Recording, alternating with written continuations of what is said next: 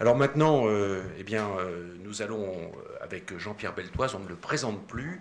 Il va nous parler non pas de sa carrière de champion, mais il est devenu champion de la conduite en sécurité et il va nous parler de ses méthodes. Jean-Pierre. Si vous dites champion de la sécurité, ça me fait plaisir, mais c'est grâce à la course automobile, où j'ai vu tellement de dangers. Certainement, très certainement. Bon, mais alors ceci dit, avant, je voudrais vous remercier, enfin Christiane Gaillard, de m'avoir invité dans cette réunion, parce qu'à la suite de tout ce que j'ai entendu, je dirais que j'ai envie de faire un rêve. Je fais un rêve. D'abord, c'est que Gérard Longuet un jour accepte, ça l'intéressera certainement pas, dans un futur gouvernement, d'être ministre des Transports, parce que là, on aurait vraiment quelqu'un qui connaît bien le sujet, qui ne parle pas la langue de bois, et j'ai vraiment apprécié son discours, et j'ai compris qu'il aimait l'automobile. Et puis surtout, tout ce que tout le monde a dit ici, c'était vraiment formidable. Quand tout à l'heure, Bernard Bozami, suite à une question, devait répondre sur ce qu'il fallait faire, il a dit finalement c'est faire un livre blanc.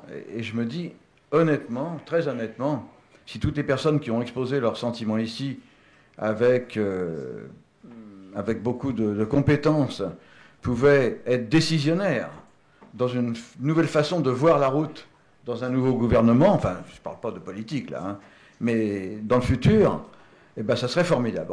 C'est un rêve que je fais très sincèrement.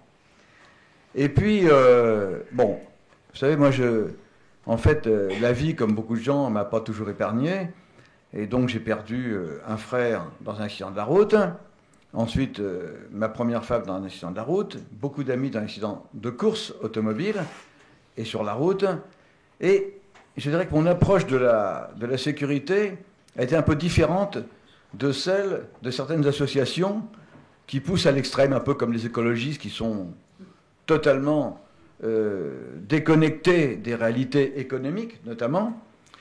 Et je me suis dit, au lieu de dire, oui, bah, c'est de la faute de l'autre, etc., peut-être qu'il y avait un partage de responsabilités, et qu'est-ce qu'on peut faire, plutôt que de dire, oh là là, on va réduire la vitesse, on va dire, tous les automobilistes sont des chauffards, enfin pas tous, mais moi je déteste le terme chauffard, comme l'a dit quelqu'un tout à l'heure, il y a 1% c'est vous le commissaire qui a dit ça, il y a 1% de délinquants, ou 1%, très faible pourcentage de délinquants et beaucoup de contrevenants.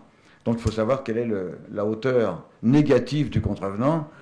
Et je me suis dit, quand il y a eu ces accidents, j'ai dit oui, mais j'ai monté conduire juste parce que mon frère, l'accident qu'il a eu, bon, il est tombé sur deux personnes qui doublaient dans un virage.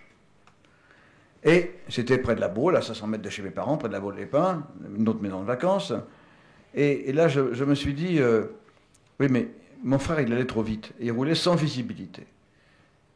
Et finalement, c'est un peu de sa faute. D'accord, il est tombé sur deux voitures dans un virage, mais je n'ai pas été à l'extrême en disant, c'est de la faute de l'autre qui doublait dans un virage. Non, lui, mon frère, allait trop vite. Comme moi, j'ai roulé beaucoup trop vite à une époque, comme tous les jeunes, pratiquement, ont tendance à rouler trop vite parce que, les jeunes garçons, je parle, hein, on sait que c'est à 90% les garçons et moins les filles qui ont plus le comportement, un comportement de protection. Alors que c'est vrai que les jeunes garçons, ils sont un peu machos, hein, faut dire la vérité. Donc je me suis dit, qu'est-ce que je peux faire? Eh ben, je vais essayer de monter l'école du bien conduire. Alors conduire juste, c'est l'école du bien conduire. Et j'ai commencé par regarder tout ce qui se faisait. Et tout ce qui se faisait, en fait, c'était un peu dans l'erreur. Il y avait bien sûr alors l'auto-école, au départ, qui est en fait la compréhension, enfin, apprendre par cœur les règlements. Comme moi, j'ai réussi à avoir un petit diplôme, le BEPC, parce que j'avais appris les dates de l'histoire de France par cœur, sans savoir ce que ça voulait dire. Et bon.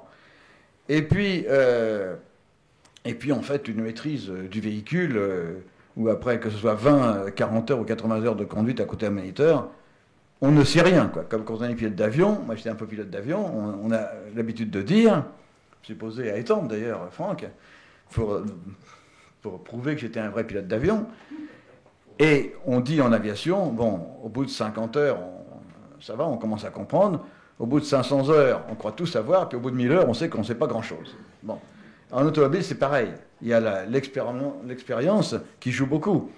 Et dans l'école que j'ai montée, un jour, un moniteur a dit, et je l'apprécie, il s'appelle Jean-Christophe, il a dit, en fait, une journée de stage conduire juste, c'est 10 ans d'expérience. Sachant que l'expérience joue beaucoup sur la baisse de la mortalité, puisqu'en fait, la majeure partie des accidents sont dus à des garçons, bien sûr, et à des garçons jusqu'à 25 ans. Enfin, 25 ans, c'est ce qu'on dit, hein. Ça peut être 22, 26, 28, mais enfin, dans les premières années de conduite, eh bien, l'expérience est très importante parce qu'elle nous assagit, elle nous donne beaucoup de compréhension des problèmes, et elle nous apprend automatiquement à déjouer sur la route les indices de danger, à voir ce qui pourrait se passer, et surtout à être très tolérant par rapport aux fautes des autres, à être méfiant par rapport à ce qui peut se passer. En fait, j'ai monté conduire pour autre chose aussi. C'est que, après mes 30 mois marqués de service militaire, dont j'étais très content à l'époque, en 60, donc mon père, pour me récompenser, me prête sa voiture pour sortir le soir avec des copains. Et donc, Boulevard Saint-Germain, pas loin d'ici, get in file, je doublais en file, et puis il y a un gars qui n'avait pas pensé qu'il fallait prendre la rue à droite, qui était peut-être la rue qui mène au Sénat. Certainement d'ailleurs, et qui me coupe la route. Mais je n'étais pas préparé à ce qu'il y ait une faute de l'autre. Donc qu'est-ce que j'ai fait?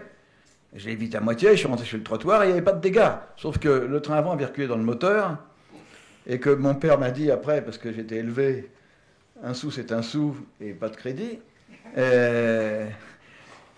mon père m'a dit, bon, t'as combien avec toi? J'avais été brigadier chef, c'était bien vachement content pour l'argent que j'avais ramené, hein, pas pour être brigadier chef.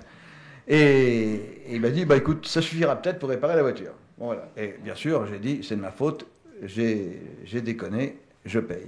Alors je disais ça parce que c'est ce qui m'a amené à conduire juste. Parce que quand on fait un stage conduire juste, et bien justement, on appréhende la route de telle façon qu'on va se méfier des erreurs des autres. Et c'est surtout la base du stage, qui est de conduire, d'apprendre à conduire, avec d'abord beaucoup d'anticipation, donc beaucoup d'observation, je dirais même de curiosité de ce qui peut se passer. Ensuite, avec un temps de réaction le plus rapide possible, qui joue sur la rapidité que l'on peut avoir sur les pédales. Et là-dessus, d'ailleurs, je dirais que quand on conduit dans le cadre des limitations de vitesse actuelles, où déjà c'est très difficile, comme ça a été noté, de regarder le compteur en permanence. Alors en plus de ça, j'ai regardé, moi j'ai un cruise control, mais il est en panne en ce moment. Et alors si votre voiture est équipée d'une aiguille, vous pouvez à peu près respecter la vitesse, enfin je veux dire à 4-5 à l'heure en dessous, sans vous laisser endormir par le truc. Mais si c'est un compteur moderne, c'est impossible. Absolument impossible. Alors, enfin pour moi. Mais enfin j'avoue que je fais partie des gens dont on va peut-être parler tout à l'heure, avec les tests. France 2 m'appelle un jour et m'a dit est-ce que vous voulez faire, enfin suite à l'interview, un peu comme ici, il me dit bon, on va vous passer, vous êtes partie des cobayes, vous avez repassé le permis de conduire. Ben, j'ai dit oui, ça m'intéresse. Oui. Alors bon, la conduite, il n'y a pas eu trop de problèmes, sauf que je n'ai pas eu mon clignotant dans un rond-point qui allait tout droit. Moi j'allais tout droit, mais on ne pouvait pas venir droite. Bon, enfin, bon, d'accord, erreur. Et par contre, sur le code, donc il y avait un gars qui faisait, on était 4. Il faisait 120 000 km par an, camionneur, ça. Bon, lui, il a réussi quand même à passer, il faut moins de 5 fautes pour le code. Hein. Mais c'est tous des gens, moi j'étais le plus vieux, mais il était assez jeune, le chauffeur de poids lourd. Et les deux dames, il y en a une qui était chauffeur de taxi et une qui était comédienne. La comédienne était jeune, le chauffeur de taxi, elle avait déjà de la bouteille. Eh bien, donc il y a eu, je sais pas, 12 fautes pour le camionneur, 20 fautes pour les deux dames, qui était sorte de chauffeur de taxi, en principe, c'est quelqu'un qui roule sans accident. Et moi, j'ai 30 fautes. Alors pourquoi j'ai 30 fautes?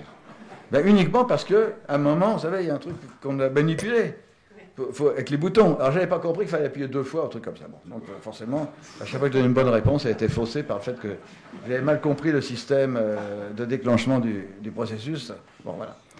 Bon, pour dire tout ça, pour dire en fait que vraiment, effectivement, tout a été dit là-dessus sur la limitation de vitesse. Et je me dis quand même c'est grave. Quand on parle de 50 en ville, par exemple,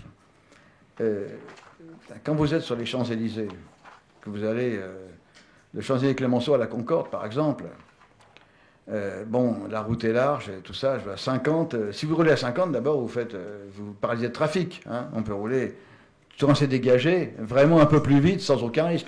Par contre, toutes les petites rues bordées de voitures, où les portières peuvent s'ouvrir, où une dame elle promène son chien et malheureusement la laisse élastique va faire que le chien va déborder son nez des voitures, un truc comme ça, après avoir fait ses besoins dans le caniveau, eh bien, on ne peut pas parler de 50 en ville. Il faut parler d'une vitesse adaptée à l'environnement.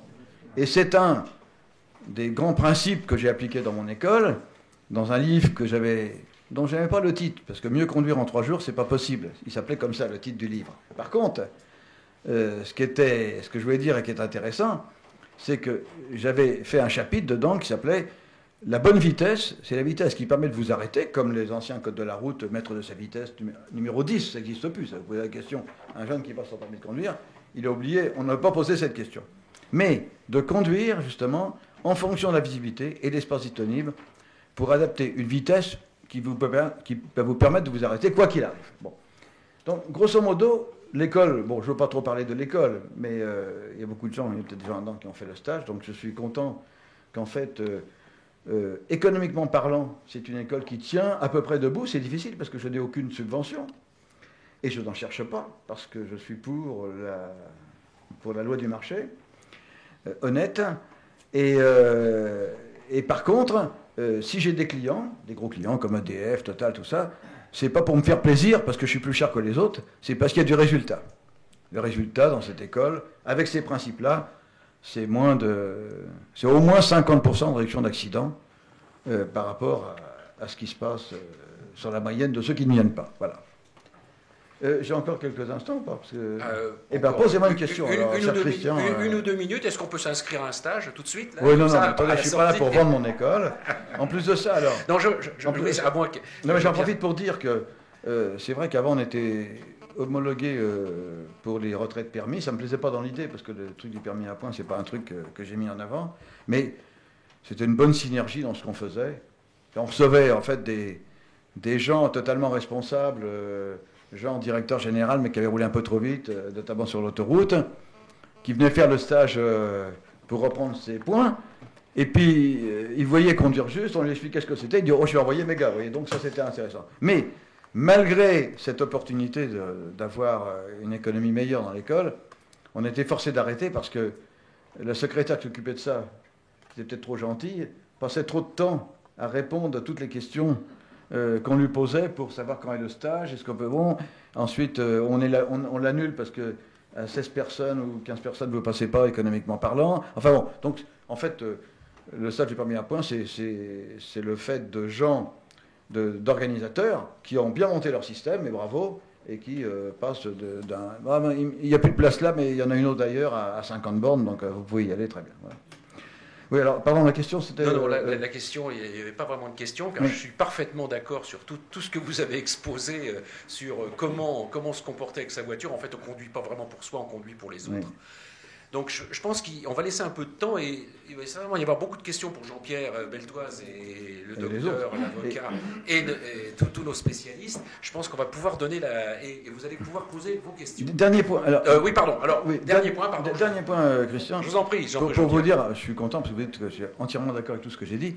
Alors moi, je vais vous dire que je ne suis pas tout à fait d'accord avec tout ce que vous avez dit. non, mais je plaisante. Non, vous avez beaucoup parlé des nids de poules. En fait, les voitures modernes sont tellement exceptionnelles en suspension, sur les voitures modernes, que le nid de poule, c'est plus très grave. À la limite, on ne dévie pas d'un poil. Hein. Bon. Par contre, et c'est là que je vais dire quelque chose, c'est que la réglementation permet de mettre sur la route, sur les abords des routes, putain, un nombre de pièges incalculable. Un nombre de pièges. Et ça, c'est partie de conduire juste, d'apprendre aux gens à se méfier. Notamment, quand on élargit les petites routes, le fossé, on ne l'élargit pas. Donc vous avez des tas de fossés à moins de 30 cm, des fossés qui font hauteur des sièges, là, hein, donc il va créer un accident grave. Et qu'on ne voit pas dès que les herbes poussent. L'hiver, on peut éventuellement les voir et se dire, il y a danger, je ralentis. Dès que les herbes poussent un peu, vous ne les voyez pas. Donc, en fait, il y a création. On essaye de réduire, on le fait beaucoup, les routes sont, Pierre Calvin l'expliquait tout à l'heure, on fait un maximum de choses, malgré le budget qui n'est peut-être pas totalement retransmis, comme il l'a bien dit. Mais, par contre, on crée beaucoup de pièges, et notamment tous ces blocs de béton à ras des trottoirs qui fait qu'on a un cyclomotoriste, et là je m'adresse à notre ami comme moteur en colère, va être malencontreusement serré par une voiture qui a mal évalué et tout ça, et qui va se casser la gueule, il va se briser la colonne ou la nuque sur ses pièges en béton. En dehors, bien sûr, des piquets de rails et tout ça. Bon. Je vous recommande, côté nid de poule, je vous recommande la Nationale 2 près de la prison de Villepinte. Alors, c'est plus des nids de poule, c'est une fonderie, une sorte de pistachard. Une sorte de pistachard, je vous jure, ça a été refait il y a 1 an et demi environ. Ils ont bouché les trous. Et c'est pire encore maintenant. Il faut vraiment changer de fil. On ne peut pas rester sur la file de droite. Je plaisantais, j'ai bien aimé tout à l'heure la réflexion de votre femme anglaise qui a dit, mais avec tout l'argent qu'on met dans la communication, on pourrait peut-être boucher les nids. Voilà. Bon, mais ceci dit, alors, puisque vous me dites ça, dernier point, moi je vous recommande la déviation sur l'autoroute, on marche à 90 à l'heure à cet endroit-là, déviation vers Rungis, quand vous venez de l'autoroute de l'Est, où il y a à ras de la ligne blanche. Quand je dis à ras, c'est 2 cm.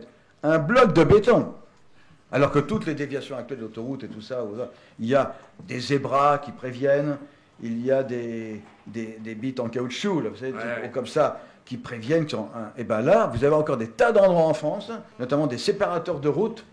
Vous voyez très bien d'ailleurs que les séparateurs de route, il y a à l'origine, on met un séparateur, bon, il est plus ou moins haut, des fois il est haut de 20 cm, et il y a un petit panneau pour dire passer à droite, un petit panneau avec une flèche à droite.